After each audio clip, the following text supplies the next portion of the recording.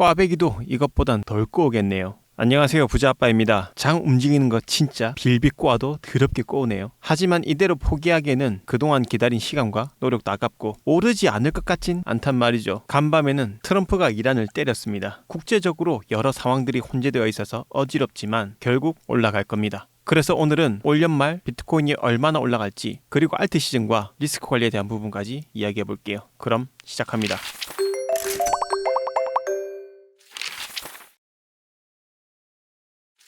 목차를 말씀드리자면, 첫 번째, 국제적인 경제 상황. 두 번째, 2025년 비트코인 30만 불 설과 하이퍼 비트코이니제이션. 3번, 알트 시즌, 그리고 리스크 관리. 이렇게 세 가지 주제로 오늘 영상 풀어가 보겠습니다. 6월 19일 목요일 금리 결정이 있었고 예상대로 동결되었습니다. 금리 동결은 시장에서 예상하던 바라 동결된 것보다는 이날에 있었던 파월의 매파적인 발언이 상승하던 비트의 발목을 잡고 아래로 끌어내린 것 같습니다. 금리에 대한 발언만 보면 올해부터 2017년까지 시장이 기대하던 금리 인하 횟수보다 줄어들었습니다. 그런데 여기서 간과하지 말아야 될 건 이 금리 인하 횟수가 확정은 아니라는 겁니다. 다음 FOMC 때까지 상황이 변하면 이것도 바뀔 수 있는 것이기 때문에 이게 무조건 이렇게 된다라고 생각할 필요는 없는 것이죠. 현재 전 세계 중앙은행 금리 상황을 보면 작년에 고점을 찍고 계속해서 하락하고 있는 추세입니다. G10 국가 대부분이 금리를 내리고 있는 것인데요. 이 상황에서 미국이 홀로 고금리를 계속 유지하는 건 구조적으로 오래 버티기가 어려워요. 왜 미국도 결국 금리를 내려야 하냐면, 다른 국가들이 금리를 내리니 자본이 미국으로 몰립니다. 그럼 달러 강세가 만들어지죠. 달러가 강해지면 미국 수출 기업은 경쟁력이 떨어지고 수입 물가는 저렴해져도 국내 생산은 위축됩니다. 결국 무역 수지가 악화되고 제조업 경기는 둔화되는 것이죠. 뿐만 아니라 글로벌 채권 시장이 왜곡됩니다. 미 국채 금리가 지나치게 높게 유지되면 외국 투자자들은 더 높은 수익률을 쫓아 미국채로 몰리겠죠.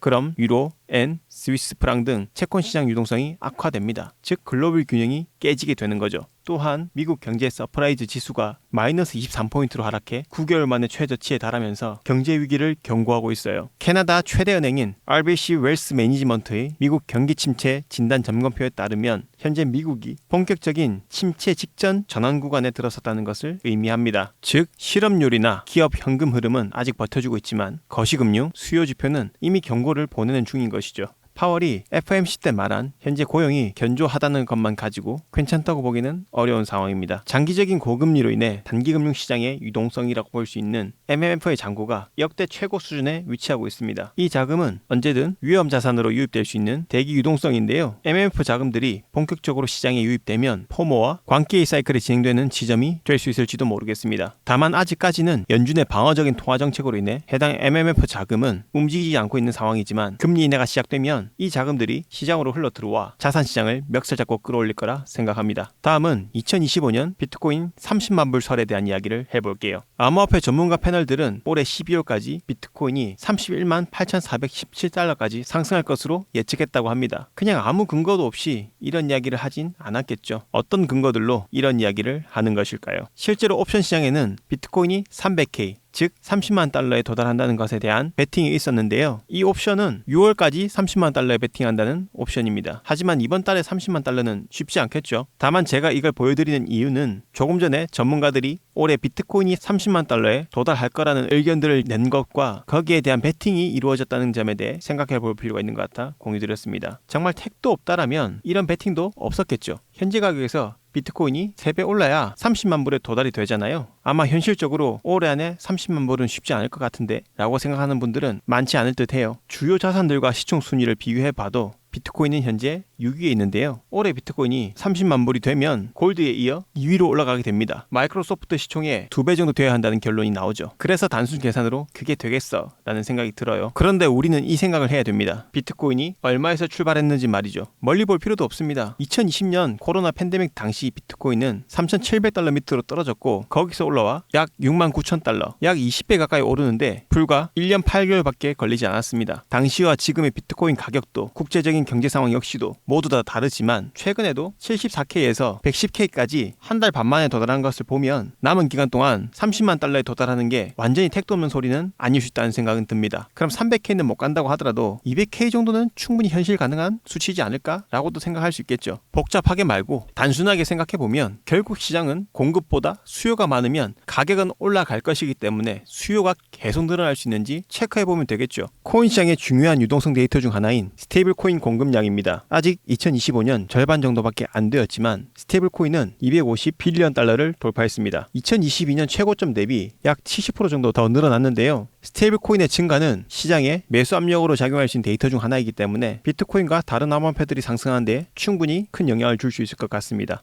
비트코인이 2025년에 3%의 채택률을 달성할 것이라는 전망이 있습니다. 이는 2005년 소셜미디어 사용자나 1990년 인터넷 사용자 수와 같다는 것인데요. 간단히 말해 비트코인이 세상에 나온 지 16년이 되었지만 여전히 아직 초창기 단계란 말입니다. 이 정도로 11만 달러를 달성했으면 앞으로 채택률이 5%, 10%더 늘어나게 되면 비트코인은 30만 불을 넘어 그 이상을 갈 수 있는 날도 분명히 오겠죠. 베트남도 본격적으로 암호화폐 및 비트코인 합법화 및 전국 인력 교육을 시작했습니다. 이런 움직임들도 채택률을 높이는 요소 중에 하나가 되겠는데요. 외에도 많은 국가들이 비트코인과 암호화폐를 채택하며 제대로 만들고 받아들이는 국가들이 계속 늘고 있기 때문에 수요는 앞으로도 꾸준히 늘어날 전망입니다. 실제 기관 보유량을 보면 비트코인 유통 공급량의 30% 이상 축적한 상태입니다. 기관들은 비트코인을 축적하며 하이퍼 비트코이니제이션을 대비하는 것 같은데요. 하이퍼 비트코이니제이션이란 비트코인이 전 세계적으로 채택되어 기존 금융 시스템을 대체하거나 흡수하는 구조적 변화를 설명하는 용어입니다. 이 용어는 하이퍼 인플레이션에서 착안한 것인데요. 하이퍼 인플레이션은 화폐 가치가 너무 빨리 떨어지는 현상이죠.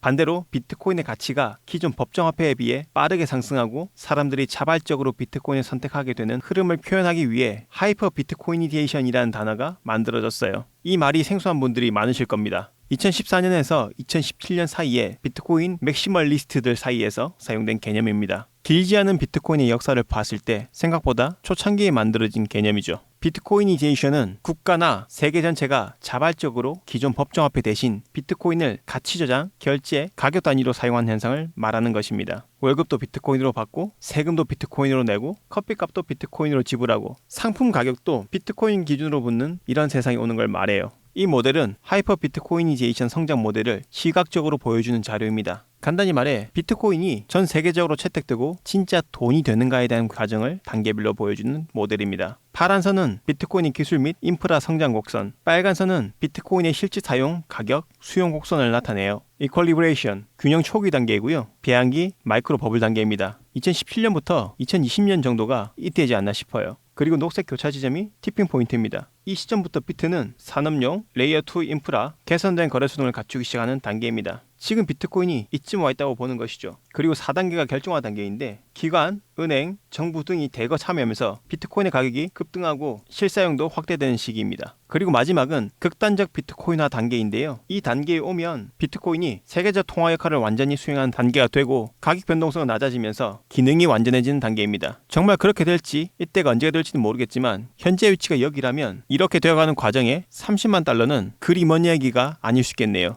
다음 내용으로 넘어가기 전에 최근의 전쟁 이슈와 관세 등 지정학적 리스크 때문에 불안해하시는 분들을 위해 데이터 하나 보여드리겠습니다. 역대 지정학적 리스크가 있었을 때 주가가 어땠고 이후에 어떻게 흘러갔는지 한눈에 볼 수 있는 그림인데요. 여기 보이는 빨간 점들은 지금까지 있었던 이벤트들입니다. 그리고 오늘 미국이 이란을 때렸죠. 우리가 예측할 수 없는 이벤트들은 앞으로 계속 있을 겁니다. 역사 속에 정말 많은 이벤트들이 있었지만 결국 어땠습니까? 이벤트가 있을 때마다 자산은 일시적으로 주저앉았지만 결국 우상향하면서 하락했을 때 이상을 회복하며 크게 상승한 모습입니다. 지정학적 리스크가 있을 때마다 단기적으로는 시장에 공포감을 주는 일이었지만 시간이 지나고 나면 결국은 기회의 자리였어요. 그래서 이런 이벤트들에 너무 마음 졸이지 않으셨으면 해서 말씀드려봅니다. 이제 알트코인 이야기와 리스크 관리에 대한 부분 간단히 말씀드릴게요. 이 데이터는 알트코인 도미넌스라는 온체인 데이터입니다. 도미넌스가 이 아래 지지선에 닿았을 때 이후에 크게 반등했던 과거의 사례가 있습니다. 2017년, 2021년 그랬죠. 현재는 27.91에 위치하고 있습니다. 과거의 알트코인이 크게 상승했던 역사적인 지지선에 거의 다 도달해가고 있습니다. 이번 사이클의 알트코인은 역대 가장 긴 기간 동안 하락하고 있습니다. 영원한 상승도 영원한 하락도 없다는 이야기 들어보셨을 겁니다. 역대급으로 하락이 길었던 만큼 개인적으로는 강력한 상승에 대한 기대를 해보고 있는 중입니다.